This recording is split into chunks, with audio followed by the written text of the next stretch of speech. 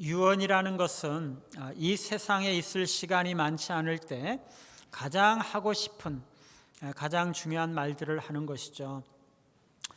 이 땅에서 한평생 살다가 이제 하나님께서 부르셔서 사랑하는 가족들을 남겨두고 떠날 때에는 그동안 함께 살아왔던 사랑하는 아내 혹은 남편과 사랑하는 자녀들 또 가족들과 또 친구들, 친척들에게 마음속에 가장 깊은 곳에 있는 진심 어린 마음을 담아서 가장 하고 싶은 가장 중요한 말을 하게 될 것입니다. 이제 한두 시간이면 떠날 때가 되었다는 것을 느끼고 있는 가장이 식구들에게 쓸데없는 이야기, 불필요한 이야기로 시간을 낭비하려고는 하지 않겠죠. 오늘 말씀은 마치 유언과도 같은 말씀이에요. 31절 맨 마지막에 보면은요, 예수님은 제자들을 향해서 일어나라 여기를 떠나자라고 말씀하고 계시죠. 지금 예수님은 13장에서부터 이 마지막 유월절 만찬 식탁에서 제자들의 발을 씻기시고 여러 가지 교훈의 말씀을 주시고 계시는 것이죠. 오늘 지금 이 말씀이 끝나고 나면 예수님은 유월절 만찬 식탁 자리를 떠나셔서 겟세마네 동산을 향해서 밖으로 나가시게 되는 거죠. 그래서 15장과 16장 말씀은 겟세마네 동산으로 걸어가시면서 말씀하신 내용이고요. 17장 말씀은 이 대제사장의 기도라고 할 수 있는데 알 수 없는 어떤 지점에 멈춰 서서 하나님 앞에 올려드린 기도라고 볼 수가 있습니다. 오늘 말씀에서 우리는 예수님께서 떠나시기 전에 제자들에게 당부하신 가장 핵심적이고 중요한 신자의 자세 혹은 제자들의 특징 세 가지를 살펴보도록 하겠습니다.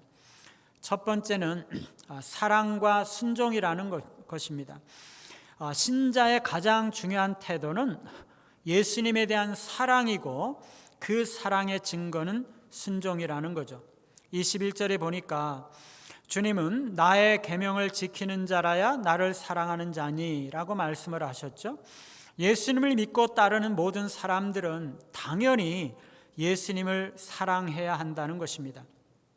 23절에도 사람이 나를 사랑하면 내 말을 지키리니, 예수님을 믿는 사람들은요, 예수님을 따르는 사람들은 당연히 누구나 예수님을 사랑해야 한다라는 것을 전제하고 말씀하고 계세요.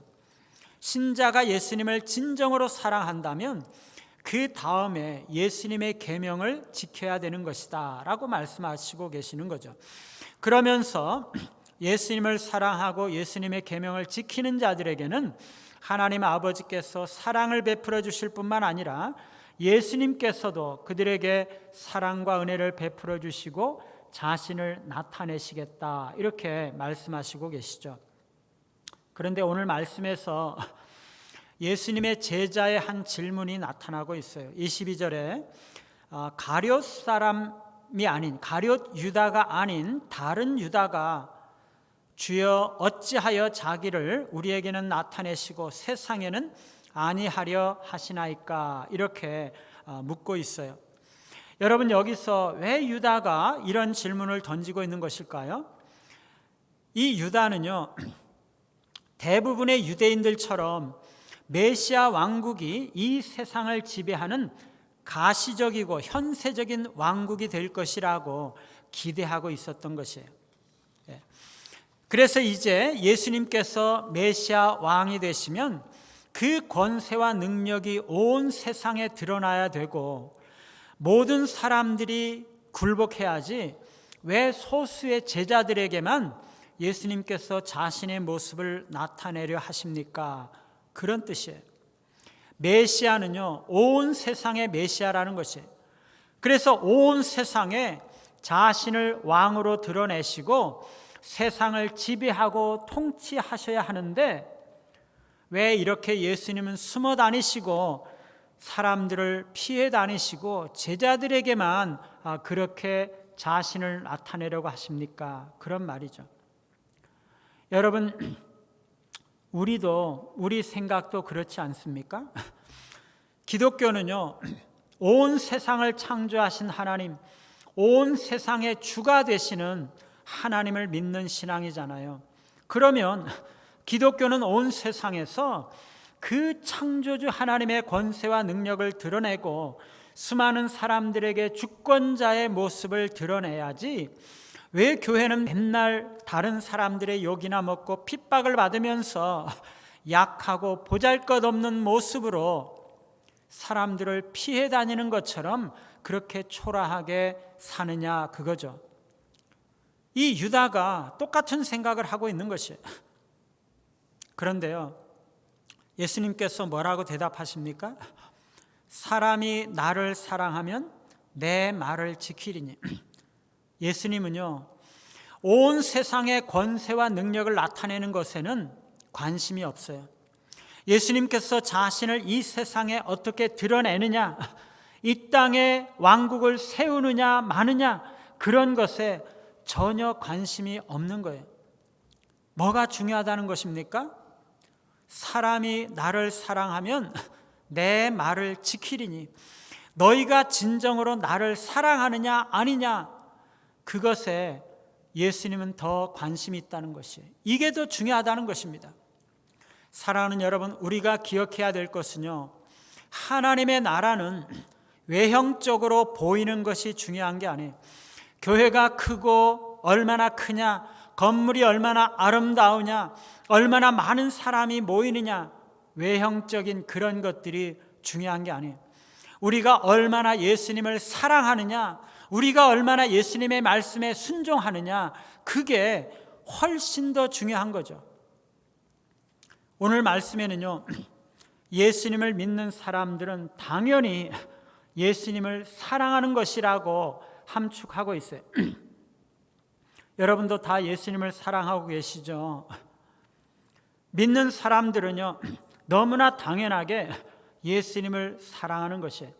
여러분, 왜 우리가 예수님을 사랑해야 되는 거죠? 크게 두 가지로 볼 수가 있는데요. 첫째는 예수님이 누구신가 하는 것을 우리가 알 때 그를 사랑하지 않을 수가 없는 것이에요. 여러분, 그 춘천에 손흥민 국제 유소년 축구 대회라는 게 있었어요. 있었는데 얼마 전에 그게 이름이 좀 바뀌었거든요. 이 손흥민 선수가요, 원래 춘천 출신이잖아요. 그래서 이 손흥민 선수의 이름으로 꿈나무를 육성하는 동시에 이 춘천을 알리기 위해서 손흥민 선수의 이름을 유소년 축구대회에 붙였어요.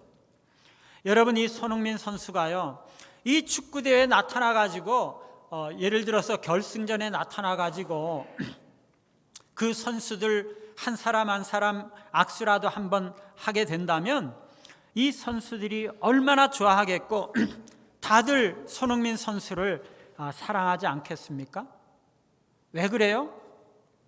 그렇게 국제적으로 유명하고 그렇게 훌륭한 선수가 우리를 찾아와주고 나를 만나주고 나랑 악수하고 말을 건네주었다는 그 사실 때문에 너무나 감사하고 평생 잊지 못하고 사랑하게 되지 않겠습니까? 손흥민 선수의 그 신분을 알 때 사랑하게 되는 것이에요.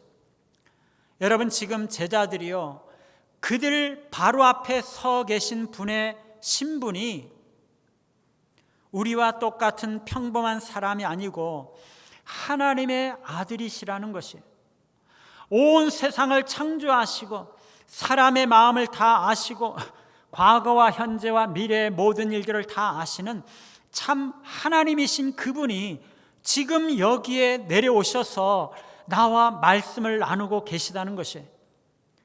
내 앞에 찾아오셔서 나를 만나주시고 말을 걸어주시고 나를 사랑하시고 위로해 주시는데 내가 그 예수님을 사랑하지 않을 수가 있겠어요? 제자들은요, 예수님이 하나님과 동등하신 하나님의 아들이시고 메시아시라는 것을 깨닫게 되었을 때부터 그리스도를 사랑하고 그리스도를 따르며 살아왔던 거죠. 두 번째는요, 예수님이 무슨 일을 하셨는가 하는 것을 알 때 우리는 그를 사랑하지 않을 수가 없어요. 그분이 여러분 왜 이 땅에 오셨습니까? 왜 우리를 찾아와 주시고 만나 주셨나요? 우리를 구원해 주시기 위한 거죠. 지금 제자들은요, 예수님께서 곧 고난 받으시고 죽으실 거다, 그러니까 너무나 두렵고 떨리는 거죠. 예수님께서 이제 몇 시간 뒤면은 원수들에게 붙잡히시고 신문을 받으시고 채찍을 맞으시고 십자가를 지고 가셔서 두 손과 발에 못 박히시고 나무에 높이 달리시고 허리에 창을 받으시고 물과 피를 다 흘리시고 돌아가시는 것을 이 제자들이 다 보고 경험하게 될 거잖아요. 그런데 그 모든 일들이, 그 모든 고난의 일들이 바로 나를 위해서, 나의 죄를 씻기 위해서 주님께서 고난받으시고 피를 흘리시고 죽으셨다는 것을 깨닫는다면 우리가 주님을 사랑하지 않을 수가 있겠습니까?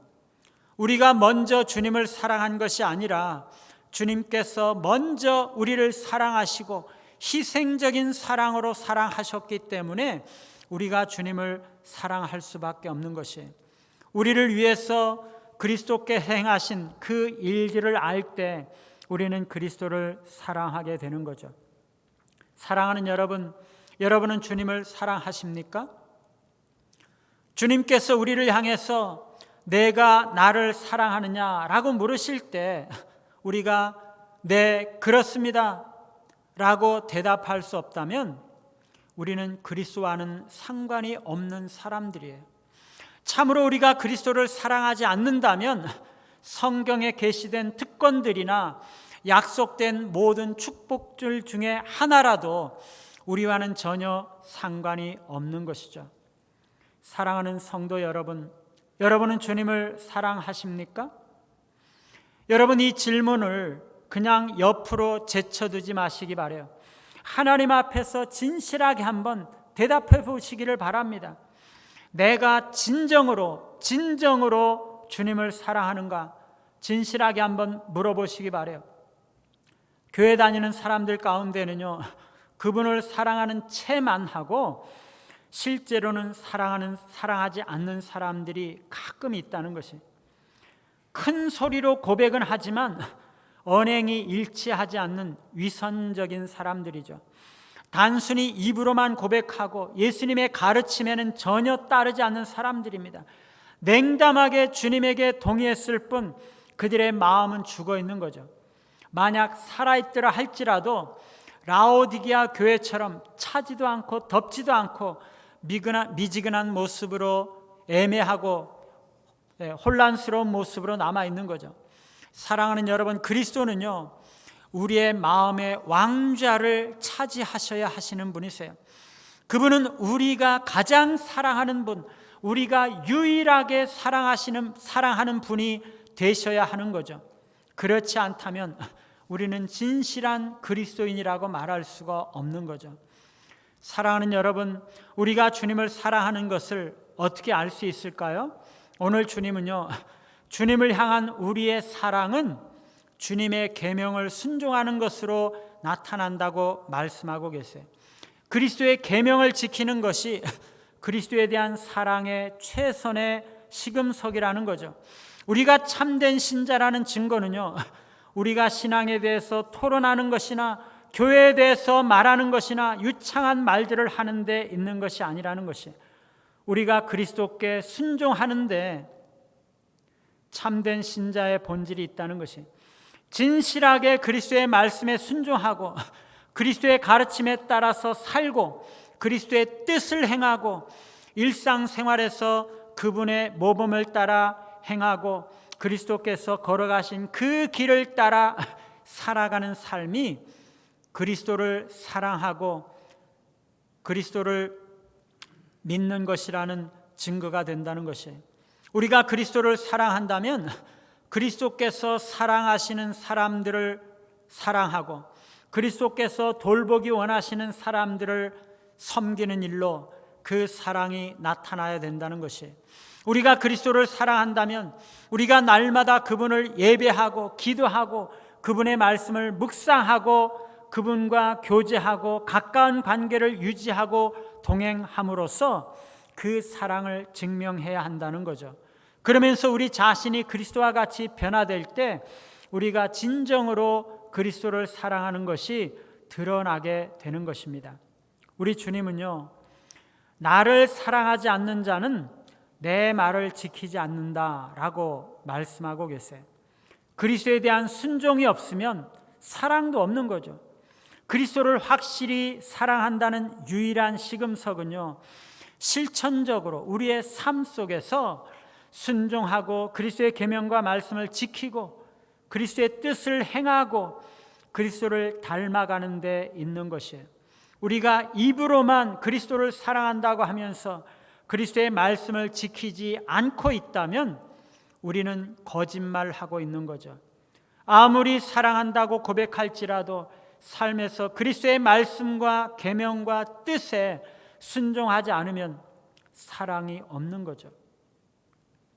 오늘 말씀 두 번째는 평안입니다. 그리스도를 따르는 제자들, 곧 신자들이 가지는 첫 번째 특징이 그리스도를 향한 사랑과 순종이라면 두 번째는 평안이라는 것이에요. 우리 주님은요, 이제 십자가에 죽으시고 부활 승천하시고 이 세상 떠나시면서 제자들과 모든 신자들에게 평안을 선물로 주시고 계세요. 여러분, 우리 주님은요, 평안을 주실 수 있는 분이세요. 평안을 주시는 분이세요. 그래서 주님은요, 그 평안을 주시면서 그것을 나의 평안을 너희에게 준다라고 말씀하고 계세요. 주님이 주시는 나의 평안, 주님의 평안은 어떤 걸까요? 우리의 영혼 가운데 두 가지로 나타나고 있습니다. 하나님과의 평화, 그리고 우리 자신의 양심과의 평화입니다. 이 두 가지는요, 그리스도께서 주시는 거예요. 왜 그렇습니까? 우리가 전에는 죄로 말미암아 하나님과 원수되었는데 그리스도께서 우리를 위해서 십자가에 보혈 흘려주시고 죄 용서해 주심으로 하나님과 우리 사이를 화목하게 하시고 평화를 주신 거죠. 이제 우리는 우리의 죄악이 도말되었기 때문에 하나님께서 우리와 및 피조물과 싸우셔야 하는 이유가 사라진 것이죠. 그리스도의 보혈로 우리의 죄가 씻김받았기 때문에 하나님과 우리 사이에 참다운 평화가 이루어진 것입니다. 뿐만 아니라 이것은요, 우리의 양심의 평화를 가져오는 것이에요. 하나님과의 평화가 조약이라면 그 양심의 평화는 그 조약이 선포된 것이에요. 하나님과 우리 사이에 관계가 회복이 되고 평화를 누릴 때 우리는 우리의 양심의 평화를 누리게 되는 것이에요. 하늘의 법정에서 평안이 선포되었기 때문에 그것에 따라서 우리 각자가 행한 바를 재판하게 되는 이 땅의 작은 법정에서도 평안이 선포되는 것입니다. 여러분도 다들 주님의 평안을 느끼고 계시죠? 우리가 그리스도의 보혈을 믿을 때 우리 안에 그리스도의 평안을 누리는 것은 너무나 당연한 것이에요. 내가 죽을 운명에 처했던 자임을 진정으로 자각하는 자는요, 그리스도의 보혈로 인해서 가져오신 하나님과의 평안을 절실하게 경험하게 되는 것입니다. 그리고 자기 안에 있었던 죄의식과 두려움을 더 이상 느끼지 않게 되는 거죠. 우리의 죄가 얼마나 하나님과의 평안을 방해하는지 아는 사람만이 그리스도의 평안이 십자가 보혈로 말미암아 우리 영혼 가운데 흘러나온다는 것을 느끼게 되는 것이죠. 여러분, 우리는요, 그리스도를 믿으면 그리스도의 평안을 누릴 수가 있어요. 단지 우리가 그리스도를 믿기만 하면 그리스도께서 우리의 죄를 용서하신 것을 보여주시고 우리에게 그리스도의 평안이 흘러나오는 것을 우리가 경험하게 되는 것이에요. 믿는 사람들은요, 그리스도와 친밀하게 교제함으로써 그리스도의 평안을 누리는 것입니다. 그리스도의 평안은요, 잃어버릴 수 없는 기쁨이 함께 주어지는 것이에요. 우리가 그리스도와의 영적인 교제가 끊어지지 않는 한 우리는 우리 안에 거하시는 그리스도와의 평안을 누리게 되는 것이에요. 우리가 예수를 믿을 때 예수님은 우리에게 구원과 하늘나라의 유업에 대한 분명한 약속을 주셨기 때문에 우리는 그 소망 속에서 평안을 잃지 않고 그것을 누리며 살아가게 되는 거죠. 그런데 혹시 이렇게 말할 사람이 있을지 몰라요. 글쎄요, 성도들도 다른 사람들과 마찬가지로 똑같이 불행을 겪지 않습니까? 사업에 실패하기도 하고 질병으로 고생하기도 하고 심지어 죽는 사람도 있잖아요. 그렇죠, 맞습니다. 하나님은요, 성도들이라고 해서 이 땅에서 고난과 고통을 당하지 않도록 하지는 않으셨어요. 신자들도요, 불신자들과 똑 마찬가지로 모든 인생의 고난과 시련과 고통을 똑같이 경험합니다. 그런데요, 성도들이 당하는 그 모든 시련들은요, 재앙을 가장한 축복이에요. 우리가 당하는 시련은 거기에 하나님의 사랑이 담겨 있어요. 우리가 당하는 고통은요, 거기에 하나님의 은혜가 담겨 있는 것이에요. 우리가 당하는 고난은 거기에 하나님의 특별한 목적이 담겨 있는 거죠. 우리가 이 땅에서 마시는 잔이 아무리 쓸지라도 거기에는 하나님의 아들 그리스도가 함께 섞여 있는 것이에요. 우리의 고난은요, 그리스도께서 우리와 함께 하시고 우리에게 은혜와 복을 주시는 수단이 되는 것이에요. 그런데 여러분, 주님께서 주시는 그 평안이 주님은 세상에 주는 것과는 다르다고 말씀하셨어요. 여러분, 그게 어떻게 다를까요? 세상에 주는 평안은요, 죄악의 장소에서 태어나는 것이에요. 이기심과 욕심이 세상 사람들이 누리는 평안의 부모가 되는 것이에요. 그러나 그리스도께서 주시는 성도의 평안은요, 성령으로부터 태어나는 것입니다. 그것은 그리스도께서 그의 피로 사시고 아버지께서 주시는 평안이신 거죠. 세상이 주는 평안은요, 외형적이고 감각적이고 단편적이지만 예수님께서 주시는 평안은 마음과 정신 안에 작용하는 본질적이고 내적인 평안입니다. 세상은요, 일시적이고 현세적인 만족과 즐거움을 줄 수는 있어요. 본능적인 인간의 열정과 긍지를 만족시킬 수는 있어요. 그러나 양심의 내적인 평안과 휴식을 줄 수는 없는 거죠. 세상이 주는 평안은요, 일시적이고 깨지기가 쉽습니다. 그러나 예수님의 평안은 영원하고 변하지 않아요. 외적인 상황에 따라서 달라지지 않고 삶의 시련이나 고난과는 상관없이 변함없이 유지되는 것이 주님이 주시는 평화예요. 그리스도와의 친밀한 교제를 나눔으로써 평안과 확신을 얻는 사람은요, 가난하게 되든지 질병을 얻어서 병상에 눕게 되든지 아니면 원수들에게 핍박을 당하고 심지어 순교를 당할지라도, 이 세상에서 어떤 일들을 당할지라도 그의 영혼 가운데서부터 흘러나오는 평안은 흔들리지 않고 끊임없이 그를 붙들어 주는 것이에요. 여러분, 그런 이야기 들어보셨나요? 어떤 순교자가 형장에 끌려갔을 때 사형 집행인에게 말을 했습니다. 당신 손을 내 가슴에 한번 얹어보시오. 그리고 그 손을 갖다가 자기 가슴에 얹었어요. 그러고 나서 이제 당신 손을 당신 가슴에 얹어보시오. 어느 쪽이 더 심하게 요동치고 고통스러운지 느껴보시오. 이 사형 집행인은요, 사형이 다른 사람을 사형시키는 것이 그의 일인데 이 무죄한 성도를 사형시키려고 하면서 너무나 두려워서 떨고 있는 것이에요. 그런데 그 성도는 마치 혼인잔치에 나아가는 사람처럼 너무나 평온한 것이에요. 그것을 알게 될 때 사람들은 두려움에 휩싸이게 되는 것입니다. 사랑하는 여러분, 그리스도께서 주시는 평안은요, 세상이 주는 것과는 다릅니다. 그것은 세상이 결코 빼앗을 수가 없는 것이에요. 사랑하는 여러분, 그리스도 안에서 평안을 누리시기 바라요. 우리가 단지 그리스도 안에 있기만 하면 우리는 그 평안을 누릴 수가 있어요. 우리가 인생에 어떤 시련을 만날지라도, 어떤 어려움들을 당할지라도 그리스도의 평안을 누릴 수가 있는 거죠.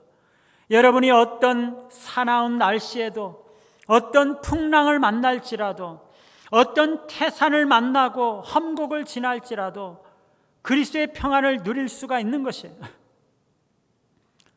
거친 파도 날 향해 와도 주와 함께 날아오르리. 폭풍 가운데 나의 영혼 잠잠하게 주를 보리라. 여러분이 주님 품 안에 거하시면서 주님과 깊은 교제를 나누며 주님과 동행할 때 주님의 능력의 팔이 여러분을 덮으시고 주님의 평안이 여러분 영혼 가운데 넘치게 될 것입니다. 거친 파도와 폭풍 가운데서도 여러분은 주님과 함께 날아올라 승리하게 될 것입니다. 사랑하는 여러분, 그런데요, 너무나 불행하게도 모든 성도들이 그리스도의 평안을 온전하게 누리는 것은 아니라는 것이에요. 우리가 세상 사람들처럼 의심이 우리를 찾아오고 방황의 충동이 우리를 지배하고 염려와 두려움으로 떨어지고 용서받은 의식을 잃어버린 채 그렇게 두려워하면서 살아갈 때가 있다는 거죠. 여러분, 왜 우리가 그리스도의 평안을 잃어버릴까요? 그리스도의 평안은요, 환경에도 불구하고 변함이 없다고 했는데 왜 우리가 평안을 잃어버릴까요? 첫 번째는요, 사탄의 유혹이죠. 사탄이 잔인하게 우리 성도들을 공격할 때, 하나님의 성도들이 그 사탄과 싸울 때 완전한 평안을 누릴 수는 없는 거죠. 연약한 성도들이 원수와의 싸움으로 여기 터지고 저기 터지고 상처를 입을 때 신음당하고 고통당하는 것은 너무나 당연한 일이죠.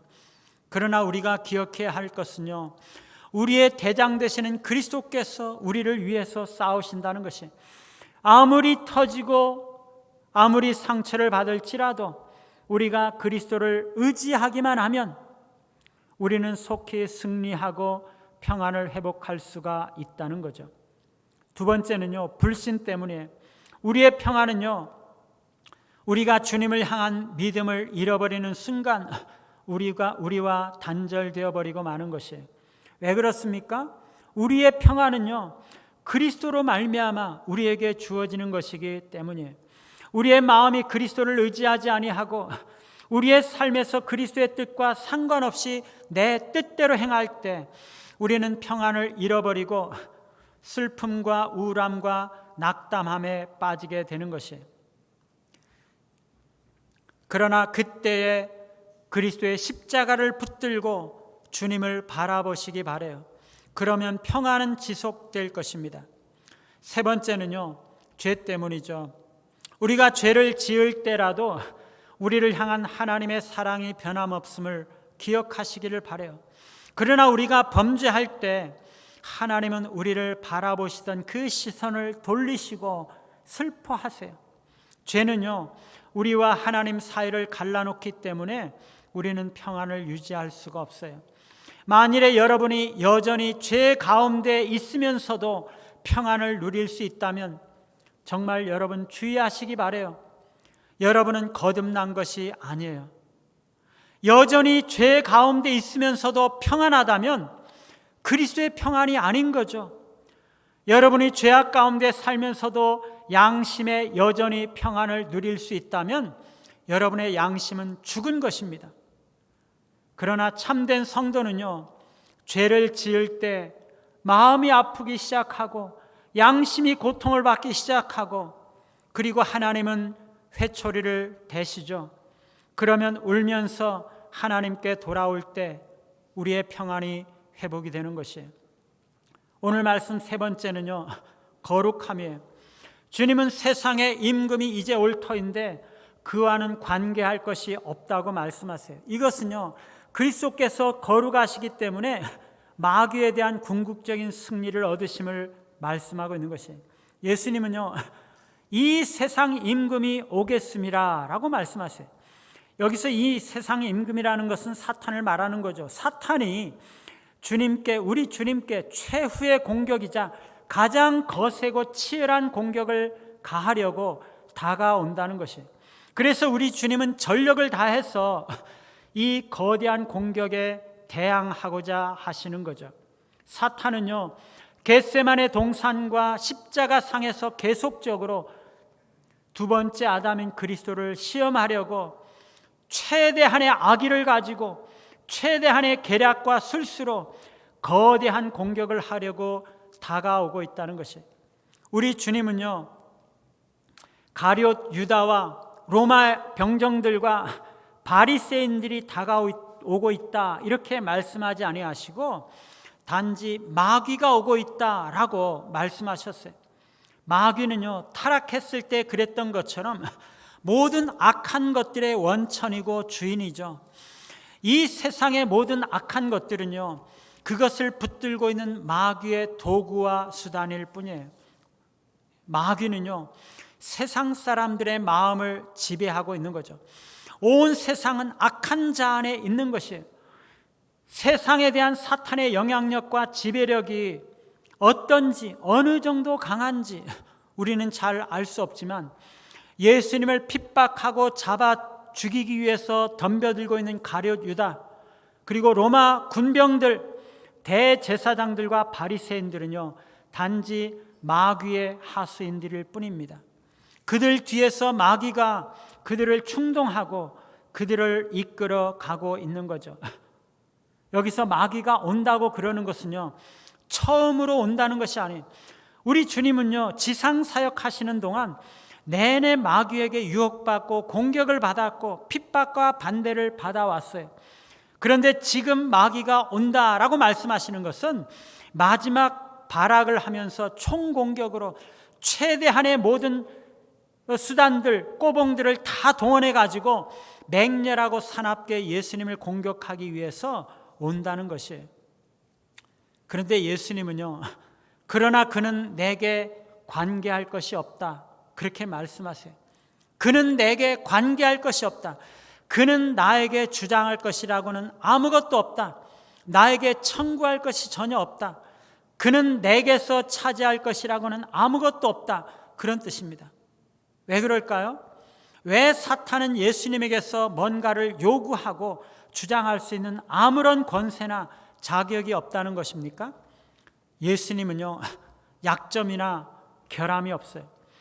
예수님은 그의 모든 생애 속에서 아버지의 계명을 지켰고 아버지께서 하라고 명령하신 모든 명령을 순종했어요. 모든 과업을 완수했어요. 그러므로 사탄은 예수님께 책임을 추궁할 수 있는 어떤 것도 아무것도 없는 거죠.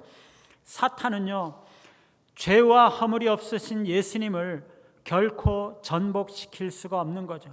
결코 예수님을 비난하거나 정죄하거나 속박할 근거가 전혀 없는 것입니다. 사랑하는 여러분, 예수님은요, 이 세상의 다른 모든 사람들과는 다르다는 것이에요. 그리스도는 사탄이 관계할 것이 없는 유일한 분이세요.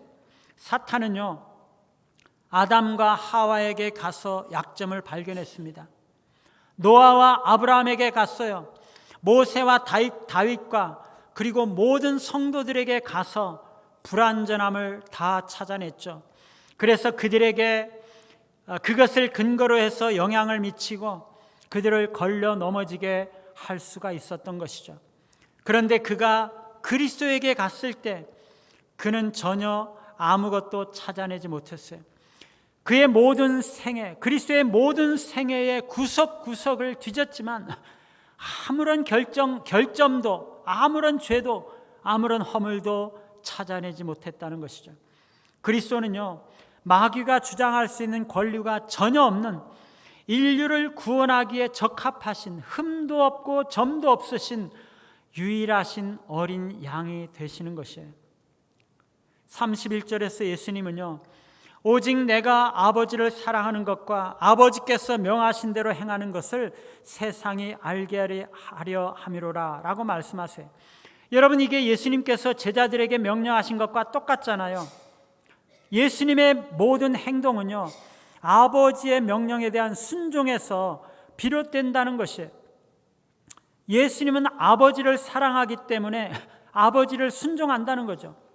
예수님은요, 이제 배신을 당하고 붙잡히시고 신문을 당하시고 채찍과 십자가 고난과 죽으심을 당하게 될 것인데, 그런 모든 것이 사탄의 계략에 의해서 수동적으로 희생된 것이 아니라 오히려 하나님 아버지의 뜻과 계획을 적극적으로 순종하시고 이행하고 계시다는 것이에요. 그가 십자가의 길을 가신 것은요, 인간의 어떤 계교나 사탄의 계략 때문이 아니라 하나님의 뜻에 뿌리를 두고 있고 아버지에 대한 사랑과 순종을 보여주시고 계시다는 것이에요.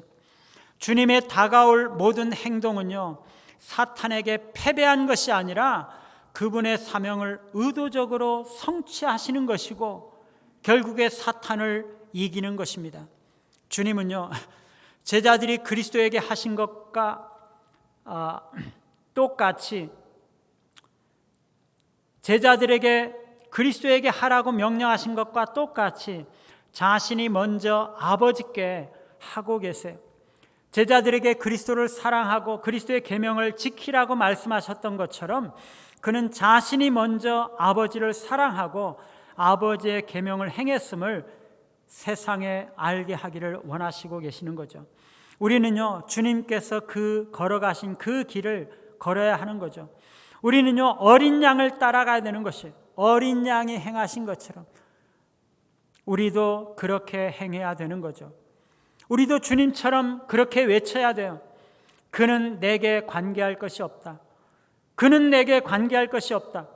우리가 주님과 동행하고 거룩한 삶을 살아갈 때 마귀는 우리에게 관계할 것이 없어요. 마귀는요, 우리를 죽이려고 수많은 사람들을 동원하고 수많은 계략을 짜고 수많은 수단들을 동원해서 우리를 넘어뜨리려고 하고 핍박하려고 하고 우리를 괴롭히고 마음 상하게 하고 믿음의 길을 가지 못하게 방해한다고 할지라도 그리스도를 붙들고 그리스도 안에서 그와 교제하며 그리스도를 의지하며 나아가는 사람들은요, 그는 내게 관계할 것이 없다. 너희는 나에게 관계할 것이 없다. 담대하게 선포할 수가 있는 거죠. 오늘 우리 주님은요, 십자가의 길을 가시기 전에 주님을 따르는 자들에게 유월절 만찬 식탁에서의 마지막 가르침을 주시고 계세요. 주님을 따르는 신자가 가져야 할 세 가지 자세는 사랑과 순종, 평안, 그리고 거룩함과 승리라고 말씀하고 계세요. 주님이 가르쳐 주신 대로 주님을 따라서 주님을 사랑하고 순종하며 주님이 주시는 평안을 누리고 주님과 같이 거룩함으로 승리하시는 삶을 사심으로 삶과 인격을 통해서 그리스도를 드러내시는 우리 모두가 되시기를 간절히 바랍니다. 우리 같이 한번 찬양하시고 기도하는 시간 가지겠습니다. 힘들고 지쳐